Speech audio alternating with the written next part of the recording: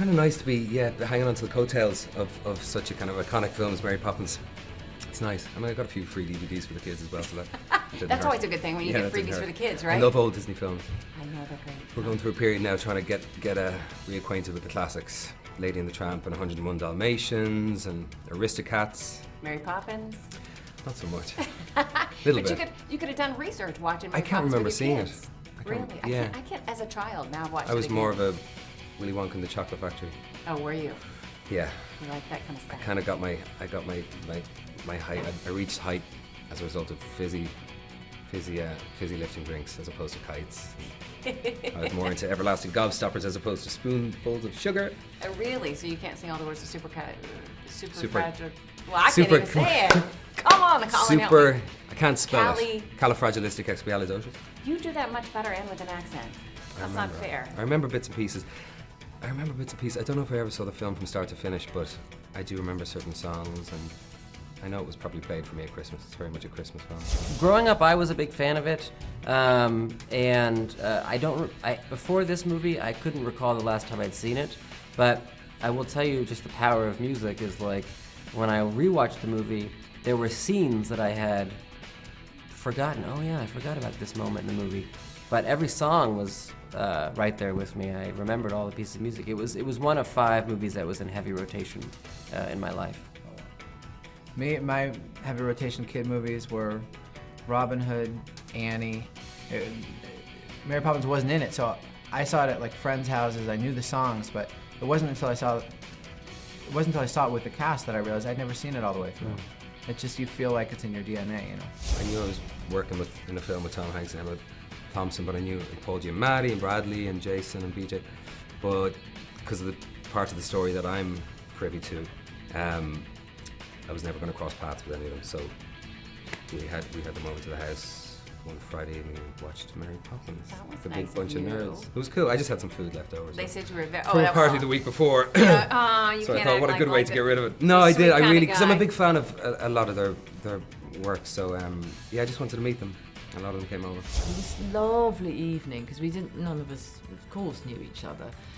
So we were all doing that thing that you do, and there's a group of you, and you know you're going to be together for some time, and we put the film on, and we sort of wandered in and out and everything, and it seemed to go on all night. Actually, it's a very long film. They used to make this long, and each time you went in, you went, oh yes, that bit. And I remember that and that feeling that it gave me just here when I was 8. Extraordinary piece of work. Yeah, very true. So it was a nice little night. It was great. It was hosted really, everybody. really. It was a brilliant idea. Very fatherly. You know, it was very parental. He's a very caring, parental type, Cole. Colin Farrell said, "Come on, come on to the house. Come on to the house. We'll watch the film." Let's just say, as far as the crow flies in Los Angeles, we live relatively close. But as far as the traffic allows, I might as well live in Uruguay.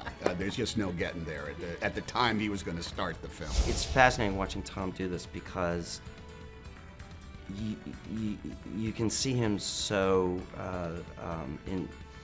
intuitively using the parts of him that resonate with Walt. Immersing yourself in the early Disney era is really one of the coolest luxuries you could have in the process of doing work. We got to see early drafts of Mary Poppins. You think of these songs in this movie Mary Poppins as like just dropping fully formed from heaven, but then you read all these scripts that are slightly different, and it was really incredible to realize it could have gone any number of ways. Yeah, we had the opportunity to really see it develop and see the work that went into it. Yeah. And also, like, Richard, for the both of us, he was so forthcoming with information, and also things like his private demos of all the songs from Mary Poppins, because, you know, John Lee Hancock, who directed the movie, wanted the music to be played as much live as possible and as true to the period as possible. And if you get like a Mary Poppins songbook, that's like a sort of generalized version of the music that's done, that someone's listened to and transcribed after the finished product of Mary Poppins. But we're, you know, in this movie, we're performing songs way before the movie's ever shot, so the versions of them will be slightly different. So Richard gave us his demos, and we learned those songs, and so we were, you know, also given a real insight into, and also songs that didn't make the movie. Yeah. Which is amazing. Like all these tracks that didn't get into it, and it's just it was for someone who loves Disney and loves music. It's been a far out time. I was shocked when I first saw it, and you really have no idea, and you're terrified. But the shot of the clouds and Colin's voice, I didn't know anything about. I felt that when that gorgeous girl, that sweet, gorgeous girl, rides on the horse with him, made me, you know, and then it really gets painful. It sounds like a fun movie. Just a spoonful of sugar helps the medicine go down in the most la da da.